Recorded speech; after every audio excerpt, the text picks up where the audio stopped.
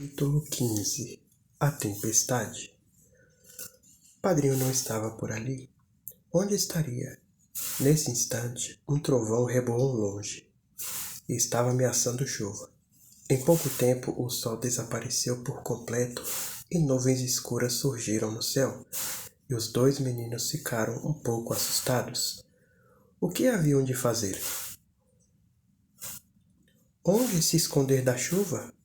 Vera propôs. E se a gente procurasse uma pedra para se esconder debaixo dela? Não lembra que Eduardo disse que na Ilha Perdida encontrou uma pedra que servia de abrigo? O vento passava assobiando e torcendo os galhos das árvores. Em poucos instantes, tudo se transformou.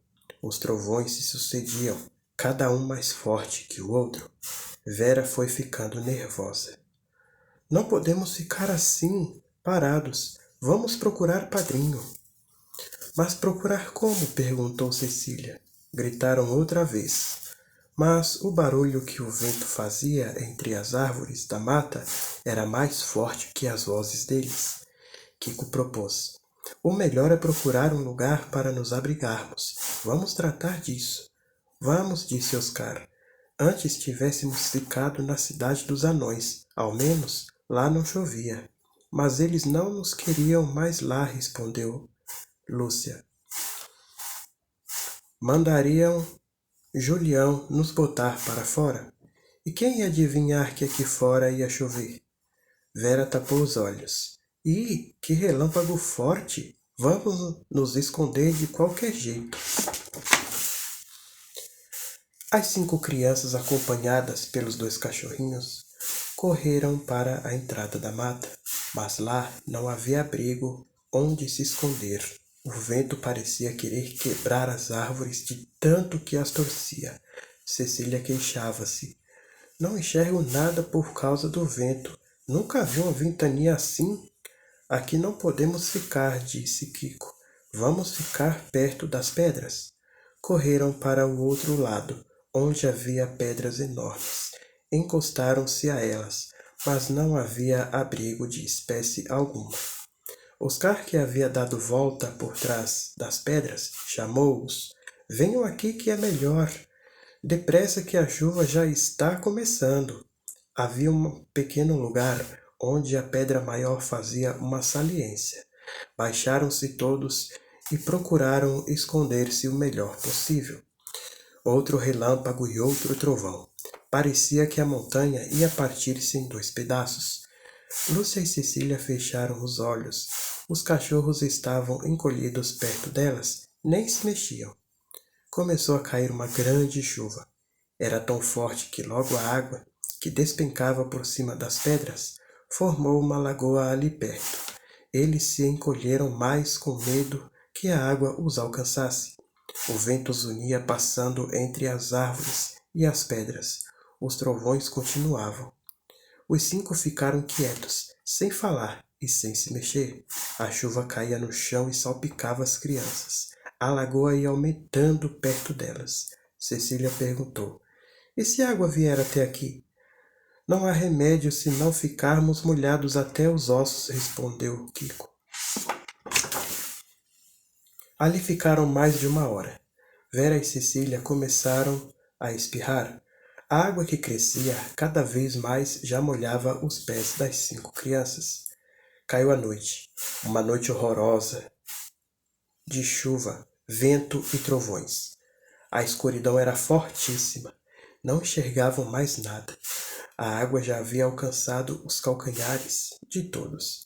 Pingo e Pipoca tremiam de fome, molhadíssimos. Não tinham outra coisa a fazer senão passar a noite toda ali sob as pedras. Numa noite como aquela, mesmo que Padrinho e os outros estivessem por perto, não iriam procurá-los. 2 horas depois, a chuva diminuiu, mas a lagoa havia crescido e as crianças estavam dentro d'água até o meio das pernas. O vento foi também diminuindo de intensidade. Começaram a sentir frio e fome. Encolheram-se mais uns contra os outros, mas estavam molhados e friorentos. Lúcia choramingou. Será que vamos passar a noite inteira aqui? Que coisa horrível! Oscar perguntou. O que você quer que a gente faça? Para onde havemos de ir? Não conhecemos a mata e não sabemos o caminho da fazenda. Ai, meu Deus, suspirou Vera. Nunca pensei que fôssemos sofrer tanto depois de deixar a cidade dos anões. E também estou com fome. Nós todos estamos, disse Kiko. Aquela comida não matava a fome da gente e o banquete de hoje ainda me deu mais fome. Ficaram ainda uma hora sem falar e sem coragem de sair dali, porque a chuva continuava a cair. Um não dizia nada ao outro, mas todos rezavam e pediam a Deus para que os tirasse daquela situação o mais depressa possível. De repente, Cecília disse com voz trêmula.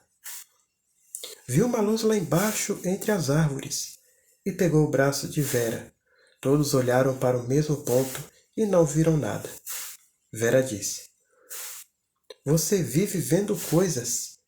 Pingo rosnou e Pipoca fez um movimento como se quisesse ir ver o que era aquilo. Kiko disse. E se mandássemos os cachorros? Nada disso, disse Vera. A gente não sabe o que é. O melhor é ficarem aqui. E segurou Pipoca nos braços. Lúcia segurou Pingo. Oscar perguntou. Não será Julião que anda à nossa procura? Ficaram quietos por mais meia hora. Os cachorros estavam agitados. De repente Kiko disse. Eu também vi uma luz naquela direção. É alguém que está nos procurando. Será o padrinho? Um deles perguntou. Vamos gritar. Não, vamos esperar. A gente ainda não sabe o que será essa luz. Esperaram mais algum tempo. Pingo e Pipoca começaram a ficar cada vez mais inquietos. Pareciam ansiosos por correr em direção à luz que haviam visto passar. A chuva caía miudinha e o vento era frio. Todos estavam tremendo e completamente molhados.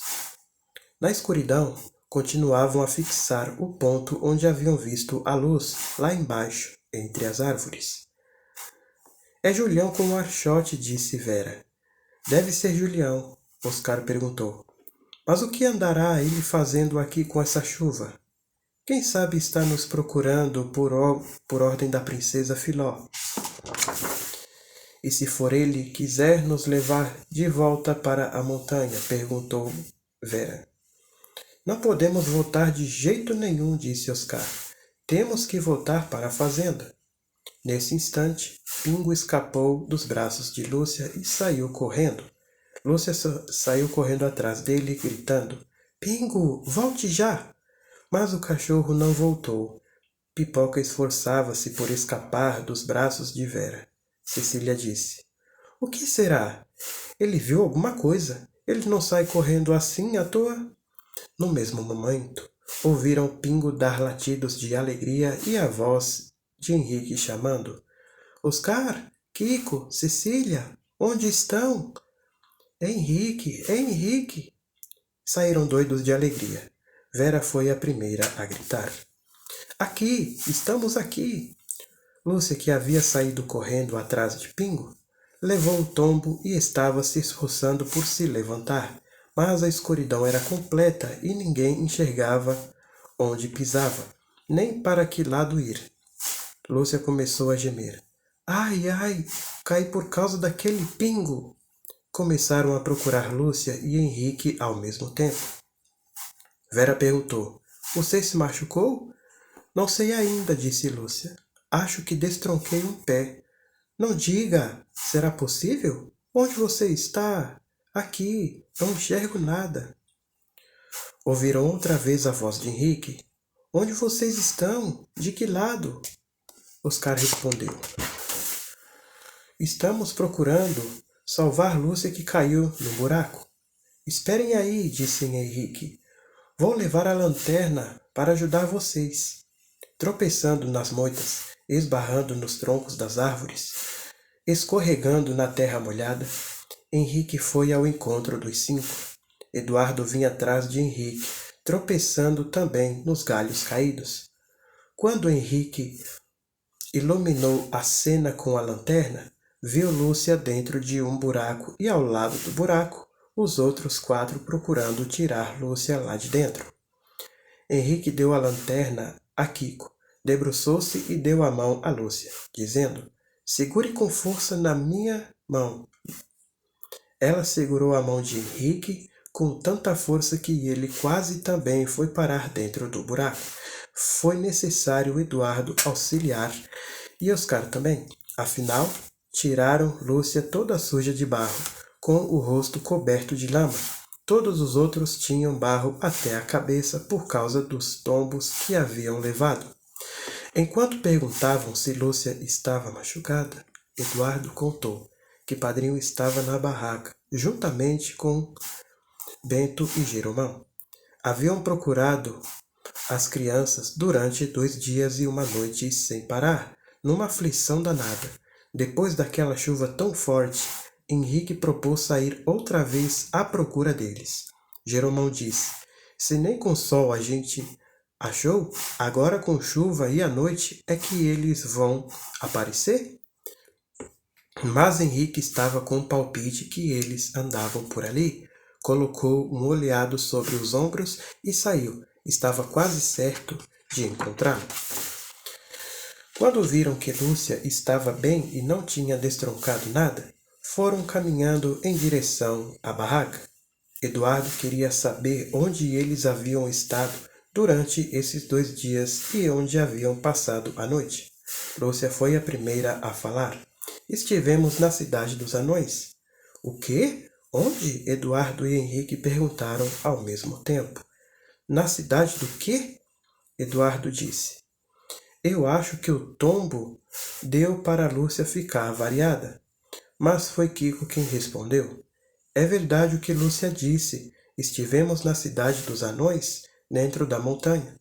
Vamos contar tudo bem direitinho depois que chegarmos à barraca. Esta montanha é encantada." Viram Padrinho, que vinha ao encontro deles com outra lanterna. Pingo já havia corrido até a barraca e lhe contado. Jeromão, Bento e Tomásio também vinham vindo, espantados por vê-los aparecer assim de repente, no meio daquela tempestade horrível e ainda mais à noite.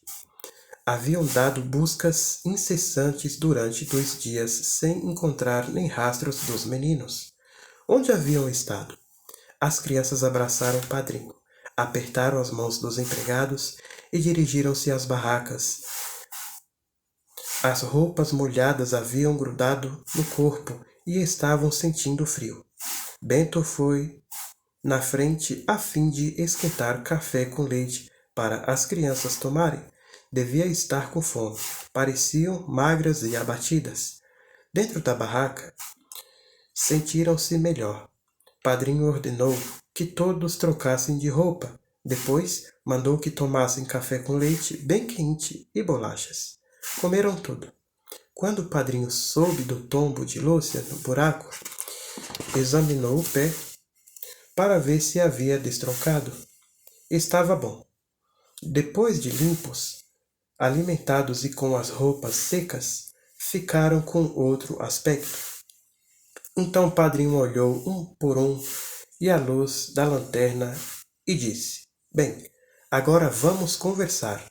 Oscar, que é o mais velho, vai contar onde estiveram desde ontem de manhã." É isso aí, galerinha. Esse foi mais um capítulo. Espero que estejam gostando da leitura.